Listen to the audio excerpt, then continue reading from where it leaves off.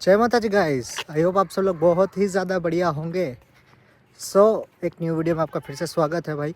ठीक है, तो आज के जो कुछ टॉपिक्स हम लोग डेफिनेटली उसके ऊपर डिस्कशन करेंगे, लेकिन उससे पहले बहुत ही ज़्यादा इम्पोर्टेंट बात। वैसे तो शायद मैंने आपको बताई है, लेकिन फिर भी जैसे कि आज मैंने पेट्रोल का रेट देखा, पेट्रोल डीजल का, है ना। अगर मैं आपको बता दूं कि ज़ैग्रेब में और पूरे हरवास का अंदर क्या रेट चलता है ना, और एज़ कम्पेयर हम लोग इंडिया के अंदर भी रेट्स जो है उसके ऊपर भी मैं आपको छोटी सी हाईलाइट दूंगा कि कितना डिफरेंस है इंडिया और अब्रॉड में। यहाँ पर रेट चलता है 1.30 डीजल का, ठीक है, और 1.50 पेट्रोल का। तो आप 1 यूरो का एक आप हिसाब मान लीजिए 100 रुपीज़, ठीक है, तो 150 रुपीज़ पर लीटर। और इंडिया के अंदर आप रेट मान लीजिए 100 रुपीज़, तो भाई 90 के आसपास तो चल ही रहा है पेट्रोल का, है ना। डीजल का भी शायद उतना ही होगा, मुझे कुछ याद नहीं है, पता भी नहीं है इंडिया में क्या रेट चल रहा है। लेकिन आप देखने जाए तो यहाँ पर आवरली वेजेस बेसिकली 5.5-6 यूरो, है ना। 5.5 यूरो तो आप पकड़ लीजिए, 5 यूरो हम लोग राउंड फिगर लेके चलते हैं, ठीक है। 9 घंटे आप काम करते हो तो 9 5 45 यूरो पर डे, ठीक है। उसके अंदर आप समझ लीजिए, अगर आपकी गाड़ी अगर 25 किलोमीटर चलती है ना, 25 की अगर आपको एवरेज देती है, 25 की तो नहीं देगी आराम से। अगर आप मान लीजिए आप गाड़ी से ट्रैवलिंग करते हैं, जॉब आते जाते हैं, तो कम से कम आपको 2-2.5 यूरो का डीजल लगेगा या पेट्रोल लगेगा, है ना।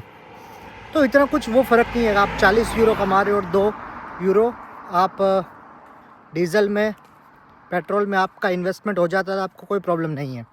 लेकिन इंडिया की अगर बात करें हम लोग, है ना, आप सिर्फ डिफरेंस देखिएगा कितना होता है इंडिया के अंदर डेली। मैं बेसिक सैलरी की बात कर रहा हूँ आपको, 4-5 जो 5 यूरो है, इंडिया के अंदर बेसिक सैलरी होगी 15,000, ठीक है। 15,000 का मतलब कि आप तकरीबन 500 रुपीज़ पर डे। अगर बंदे को अपनी गाड़ी से तो आए जा ही नहीं सकता, है ना, ये तो बात ही ख़त्म हो गई। अगर आए जाएगा तो 200 रुपये का पेट्रोल कम से कम, ठीक है। तो उसके पास डेली का कितना बचा, 300 रुपये। 300 रुपये के अंदर से भी वो थोड़ा सा खाने का खर्चा तो करेगा, है ना। तो देखने जाए तो 10,000 रुपये उसके पास बचता है। उसके अंदर मोबाइल का रिचार्ज हो गया, ये सब हो गया। तो आप देख सकते हैं कि भाई कितना फ़र्क है ना। 500 रुपीज़ में से अगर 200 रुपीज़ निकाल दे तो आप तकरीबन 40-40% जितना डेली के अंदर खर्चा हो जाता है सिर्फ एक डीजल का, पेट्रोल का। और यूरोप के अंदर आप 45 यूरो कमाते हो और 2 यूरो आप खर्चा होता है, तो तकरीबन 4% 5% जितना। तो आप देख सकते हो कहाँ 40% और कहाँ 4%। और यही एक बेसिक फैक्ट आ जाता है कि आपको यूरोप क्यों आना चाहिए। यूरोप नहीं, आपको किसी भी आउट ऑफ इंडिया क्यों जाना चाहिए, है ना। क्योंकि आपको पैसा मिलता है। ऑब्वियस सी बात है कि जहाँ पे आपको घंटे का हिसाब, यहाँ पे घंटे के 500 मिल रहे हैं, ठीक है, और 9 घंटे के 4,500। शायद 2 महीने आप काम करें, क्या 2-4 दिन आप काम करेंगे तो आपका जो इंडिया का बेसिक सैलरी है वो आपको मिल जाएगी 20,000। बस यही एक लोग पूछते हैं हमको अब्रॉड क्यों आना चाहिए। और अगर किसी की बेसिक सैलरी की 60,000 50,000 है तो ऑब्वियस ही बात है वो तो भाई आएगा नहीं, और आना भी नहीं चाहिए, मुझे ऐसा लगता है। क्योंकि अगर आपकी 80-90,000 सैलरी बनती है ना, 1 लाख से इतनी सैलरी यहाँ पे बनती है, तो आपका खर्चा और ये सब मिला के अगर देखने जाए तो अप्रोक्सीमेटली आपको 70,000 तक बचता है। और मतलब अच्छी तरीके से खर्चा है, ऐसा नहीं एक 1 क्वालिटी का खाना, अनलिमिटेड सिम आप यूज़ कर सकते हो, एक्सप्लोर करते हो अब्रॉड। और स्पेशली जो जिसकी मैरिज नहीं हुई, हमारे जैसे लोग जो अभी यंग एज में है ना, अराउंड अगर आपको बता दूं तो 20 से लेकर 30 के अंदर है। ऑब्वियस बात है गुजरात में भी हमारे में शादी हो जाती है जल्दी, लेकिन फिर भी जो है, और जो शादी के बाद है वो भी आ सकते हैं, ऑब्वियस ही बात है, ऐसा कुछ नहीं है। लेकिन उनको बहुत सारी चीज़ें देखनी पड़ती है ना। तो ये एक मेन फैक्ट आ गया। अब आगे हम लोग बात कर ले तो भाई कि कुछ लोगों का मैसेजेस थे वर्क परमिट्स के ऊपर। कुछ लोगों के भाई मैसेजेस थे कि भाई अभी बल्गेरिया हो गया, दूसरी कंट्रीज़ हो गई, उनका वर्क परमिट्स के बारे में क्या सीन है। और जर्मनी भी अभी धीरे धीरे अपने वर्क परमिट्स खोल रहा है, स्टडी के लिए खोल रहा है।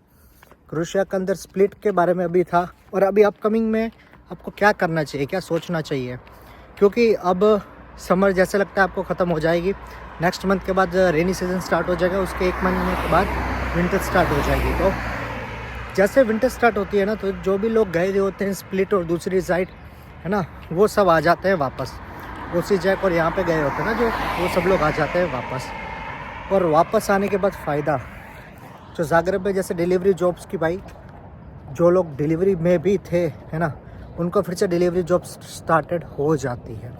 क्योंकि विंटर्स के अंदर लोग कहीं ट्रैवल नहीं करते हैं, यहीं पर रहते हैं, घर पे रहते हैं और खाना ऑब्वियस सी बात है ऑर्डर करते हैं। हमारे जैसे तो है नहीं भाई कि खाना बनाएंगे, है ना। ये लोग ज़्यादा खाना नहीं बनाते हैं, ये लोग सैटरडे संडे वैसे भी एंजॉय करते हैं, तो इनके पास ये भी अपॉर्चुनिटी होती है।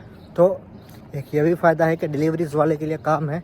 और विंटर्स के अंदर काम रहता है। विंटर्स के अंदर जो जुलाई अगस्त के अंदर काम शट होता है थोड़ा सा रेनी सीज़न के कारण, वो दिसंबर तक रहेगा। आपको पता है दिसंबर में फिर वेकेशंस आ जाती हैं, तो थोड़ा सा 15-20 दिन का वहाँ पे ब्रेक लग जाता है, ठीक है। तो ये एक बहुत अच्छी अपॉर्चुनिटी होगी, ठीक है, कि जिसको काम नहीं मिल रहा होगा, जो भी एजेंसीज़ के थ्रू आया होगा, अभी भी जो फ्री बैठा होगा उनको काम मिलेगा। ऑब्वियस सी बात है। तो कोई भी काम मिले, कैसा भी काम मिले, डेफिनेटली बात है भाई आप कर लेना, क्योंकि सर्वाइवल के लिए और ऑब्वियस सी बात आप कमाने के लिए आए तो वो बहुत ज़्यादा ज़रूरी है। और सब मैनेज हो जाता है, सब मैनेज कर लेते हैं। ऐसा नहीं है कि भाई कोई कुछ मैनेज नहीं कर पाता है। बस ये है कि थोड़ा सा टाइम लगता है, टाइम देना पड़ता है, लेकिन सब कुछ हो ही जाता है। तो यही है कि वर्क परमिट्स की अगर बात कर लो तो मैं नॉर्मल अभी 2.5 महीना लग रहा है। सच बताओ तो 2-2.5 महीना लग जाता। और अभी क्या है ना, वैकेंसीज़ कम हो गई थी जो दूसरी अपॉर्चुनिटीज़ थी, है ना। अब स्पेसिफिकली मैंने कुछ लोग देखे जो न्यू जॉब्स में आए, जो हेल्थ टेक केयर के अंदर होता है ना, कि लोगों को हॉस्पिटैलिटी करने की, टेक केयर करने का, उनके पर्सनलाइज घरों के अंदर, कुछ हॉस्पिटल्स में नर्सिंग टाइप। तो लड़कियों का उनमें देखा था, लड़कों का भी देखा था मैंने, ठीक है। क्लीनर की जॉब्स थी वो भी अभी फुल हो चुकी थी, है ना। ये ऑटोमेटिक ब्लर हो जा रहा है यार, फोकस कर रहा है सन पे, है ना।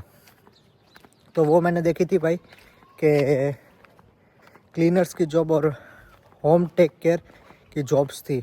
और यहाँ पे ना वो होते हैं नैनी टाइप्स जो जॉब्स होती है ना, मतलब छोटे बच्चों को भी टेक केयर करना, उनकी भी अच्छी खासी जॉब्स होती हैं। लेकिन वो जॉब्स बेसिकली देखने जाए तो भाई सिर्फ़ और सिर्फ लड़कियों को दी जाती है, क्योंकि उनको पैम्परिंग करना अच्छा आता है, वो टेक केयर कर लेती है। लड़कों के लिए क्लीनर्स की जॉब्स बहुत ज़्यादा थी, अभी भी आने वाली है, उसके ऊपर भी आप बहुत ही ज़्यादा रखिएगा, ठीक है, फोकस।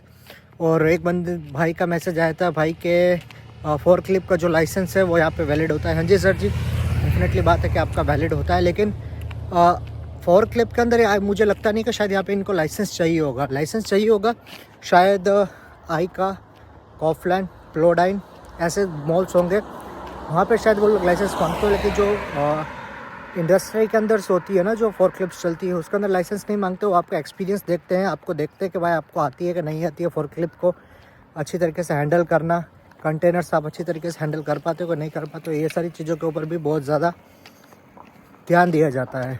तो अच्छी बात है कि अगर आपको आती है तो उसके अंदर ज़रूरी नहीं है सिर्फ फोर्क क्लिप का ही आपको पर्टिकुलर काम दिया जाएगा।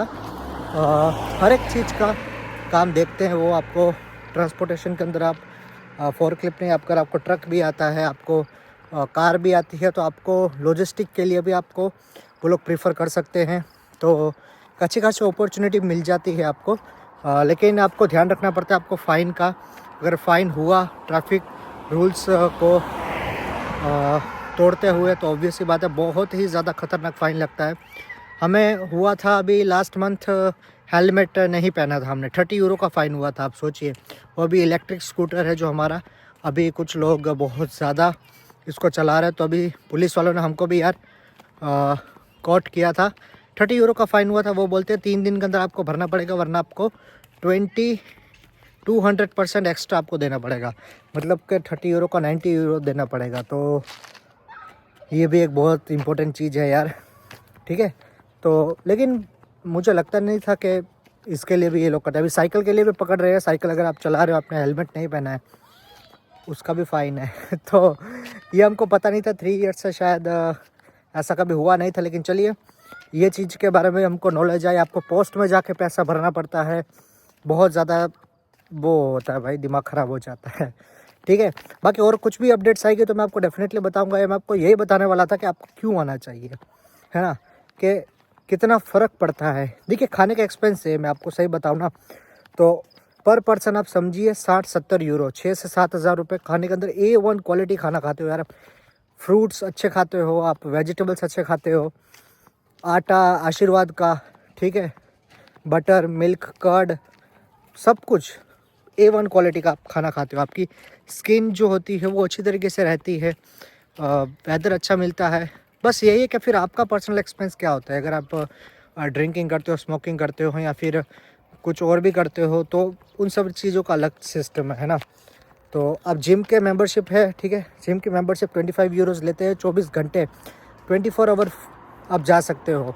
आपको सुबह सुबह से अगर आपकी शिफ्ट दोपहर को होती है, आप दोपहर को जाइए, 3 बजे के बाद आपकी शिफ्ट ख़त्म होने के बाद आपको जाना चाहिए।